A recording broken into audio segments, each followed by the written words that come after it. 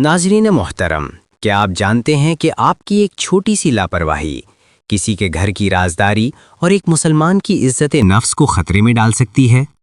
हम रोज़ाना लोगों के घरों पर जाते हैं, दस्तक देते हैं, लेकिन क्या कभी हमने ये सोचा कि दरवाजे पर हमारे खड़े होने की जगह हमें गुनहगार या सुन्नत का पाबंद बना सकती है।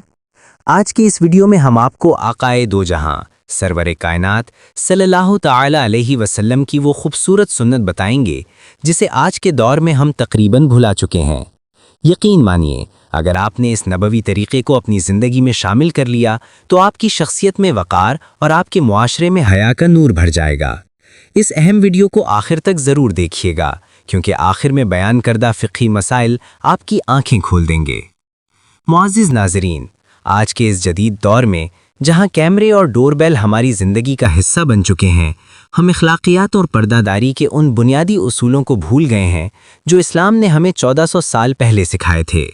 हम किसी के घर जाते हैं तो सीधा दरवाजे के ऐन सामने खड़े हो जाते हैं, और जैसे ही दरवाज़ा खुलता है हमारी नज़रें सीधी घर के अंदर दाखिल हो जाती हैं। क्या ये एक मोमिन का तरीक़ा है? हरगिज़ नहीं। आइए इस हवाले से प्यारे नबी सल्लल्लाहु ताला अलैहि वसल्लम की वो प्यारी हदीस सुनते हैं।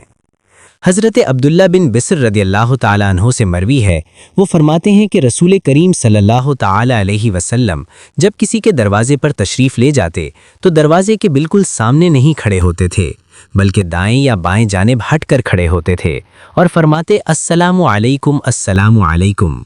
सुबहान अल्लाह।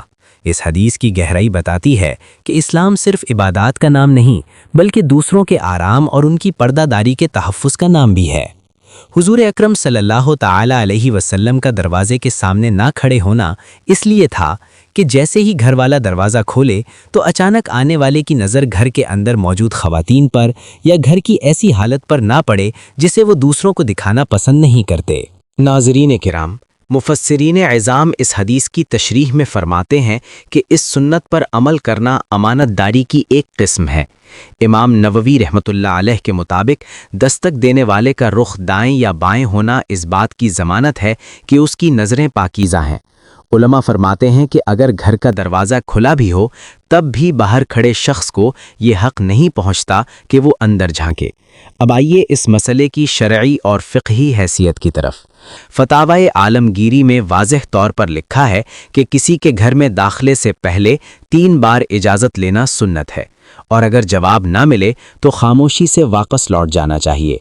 इसी तरह इमाम अहले सुन्नत इमाम अहमद रज़ा ख़ान रहमतुल्लाह अलैह फतावाए रज़विया में इस मसले की नज़ाकत पर ज़ोर देते हुए फरमाते हैं कि बदनिगाही से बचना फ़र्ज़ है और किसी के घर में बिला इजाज़त झांकना सख्त ममनू है।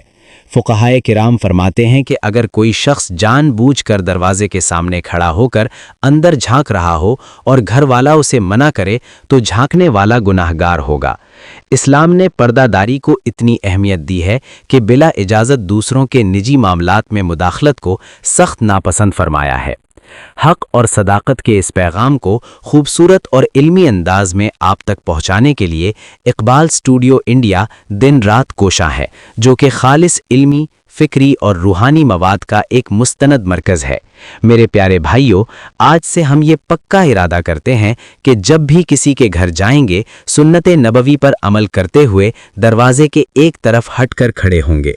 अगर आपको ये इस्लाही वीडियो पसंद आई है तो इसे लाइक करें और अपनी कीमती राय का इजहार कमेंट बॉक्स में ज़रूर करें। इस पैगाम को सदका जारिया समझकर अपने दोस्तों के साथ शेयर करें और मज़ीद ऐसी ही ईमान अफरोज़ वीडियोस के लिए हमारे चैनल को सब्सक्राइब करना ना भूलें। जज़ाकल्लाहु खैर। अस्सलामु अलैकुम व रहमतुल्लाहि व बरकातुहू।